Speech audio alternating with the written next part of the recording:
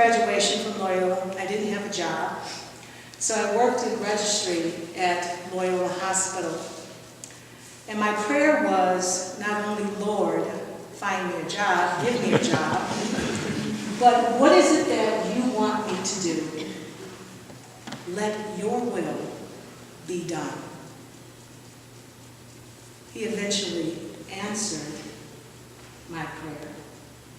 And he said he wanted me to work in hospice.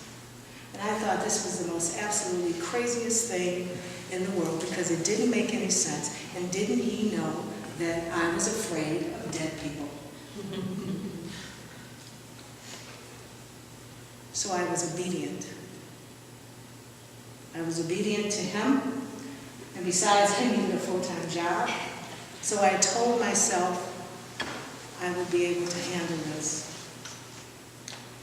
But when you do something that you really do not want to do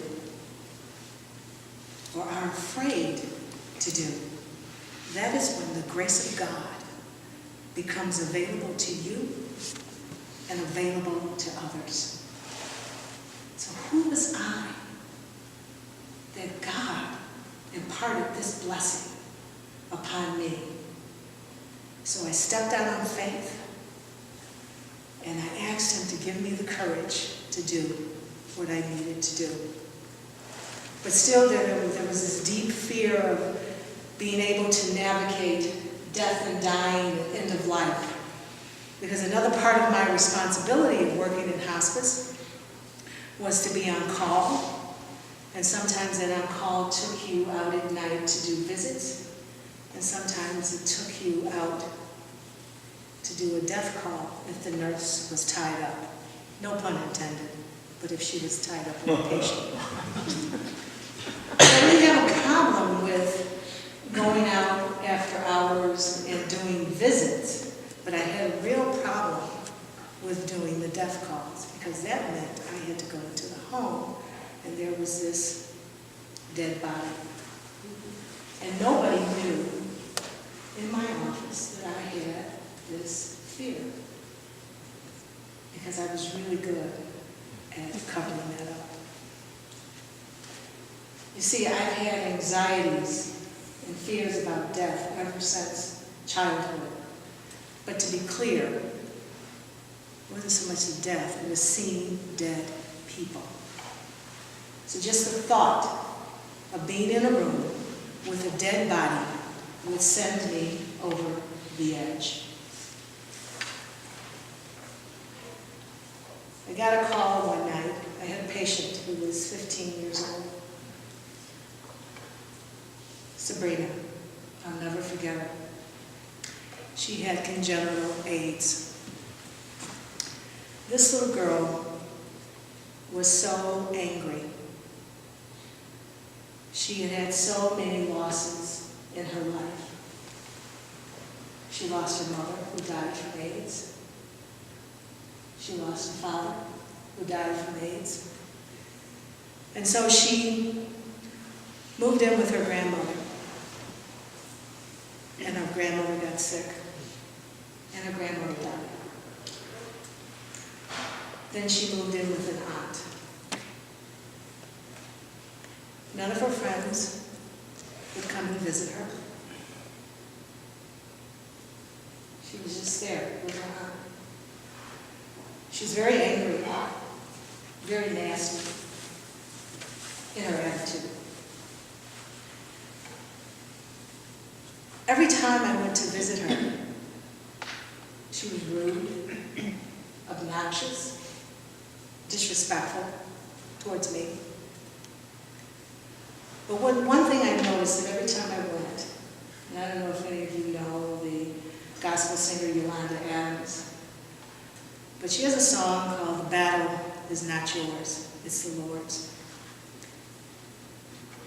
Sabrina would have this playing each time I came.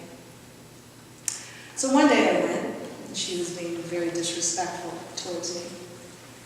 So I had a come to Jesus meeting with her. And I said to her, "You will not talk to me that way."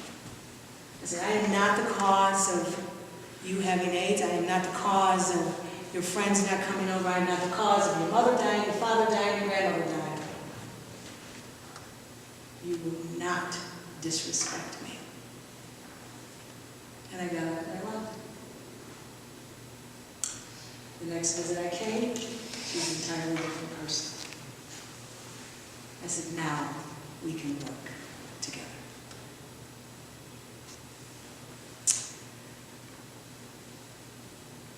The day she died, I saw her earlier that morning.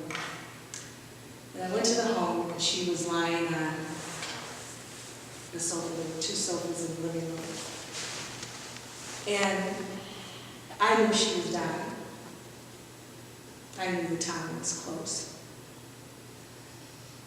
And she called me over to her, and I knelt down on the floor. And she pulled me by the back of my neck, because she couldn't talk very loudly. And she said, "Can I go?" And I said, "Yes, you can." And she asked me to pick her up and transfer her to the other couch, and I did. I lifted her up. And I carried her to the other couch. And I said my goodbye to her, and I left. Well, as you know, it just so happened that night I happened to be on call. Who gets the phone call? Because the nurse is tied up. For me to go to this house.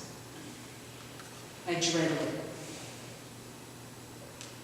So I drove to the house. It was a nervous wreck. And so when I pulled up to her house, there were 2 police cars out in front of her house. Now, in hospice, most of the time, patients do not resuscitate, which means the family you just call hospice. Sabrina was a do not resuscitate, but the police cars were there. So I went in, and they were waiting for me. The police were waiting for me. And what I did right away was I offered my condolences to the family. I said, but I have to pull myself together, because I cannot let the family see me like this. But I knew that I was in trouble. I knew that I was in trouble. So I went out and I did what I had to do. I called the funeral home and took care of all of that. It was because of this young girl and my becoming undone at her death that I knew if I were to continue in this work, I needed help. So I found an amazing therapist who was able to help me over time and manage my fears of death. You know, one may ask, why didn't I get out of this field? I couldn't.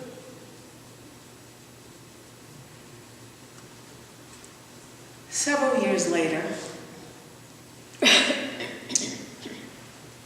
so I was asked in my company to be the social worker on the case of one of our senior management. His wife was dying. She happened to be the same age as me. And so when I went out to her house with the director of my hospice at the time, the woman, she opened the door, and our eyes connected, and the hairs stood up on my arm. I knew I was in trouble, because I had a connection to this woman.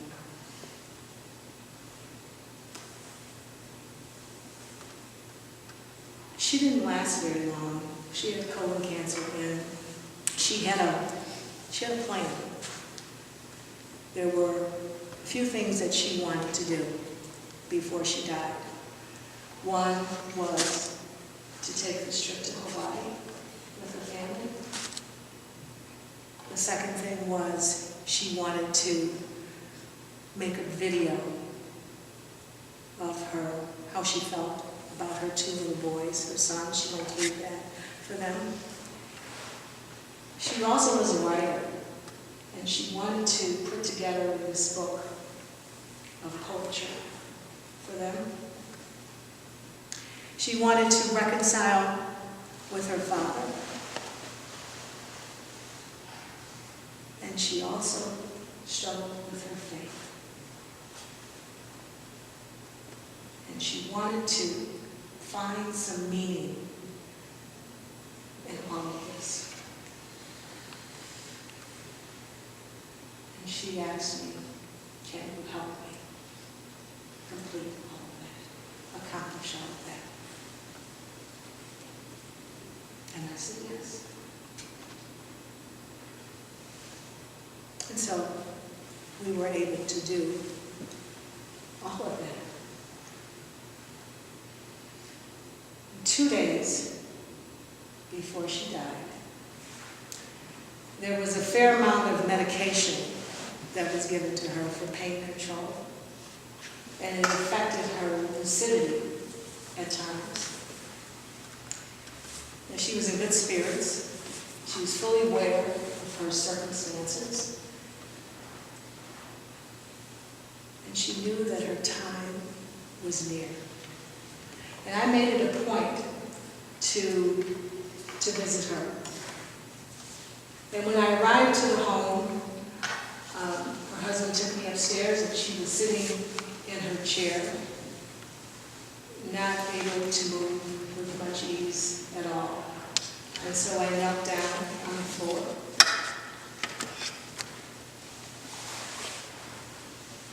And she was able to share with me everything that she needed and wanted to share, and everything that was in her heart. And she asked me, when I die, will you come and help my husband tell my 2 children? Now, she didn't know that I was afraid of dead people. And I said, yes. Yes, I will come. I was the last person she spoke to, because after that she became unresponsive. She died the next morning. And it just so happened I woke up about 3 o'clock to go to the restroom, and the phone rang. And I knew when the phone rang, I knew what it meant. So I drove out, to the home, and I met the nurse there. And I went in. I didn't even look at her, because I couldn't. And so I went upstairs with the husband, and one of the boys awakened, and because he heard the dog barking, and he saw that I was there. And so the father and I went into the bedroom, and I let the father take the lead. And so the father told him that Mommy had died. And then I took over and talked about spirit, how Mom's spirit was going to live on. And then because she and I had talked a lot about spirit.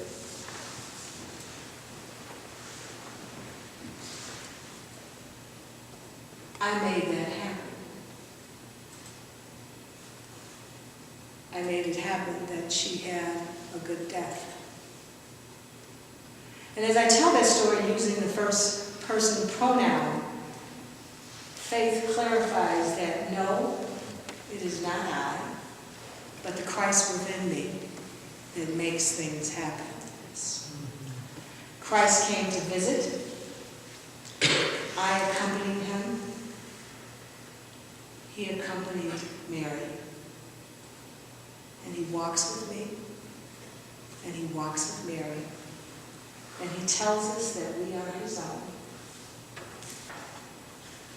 And so the question is, despite one's deepest fears, can you be obedient to the challenges of God?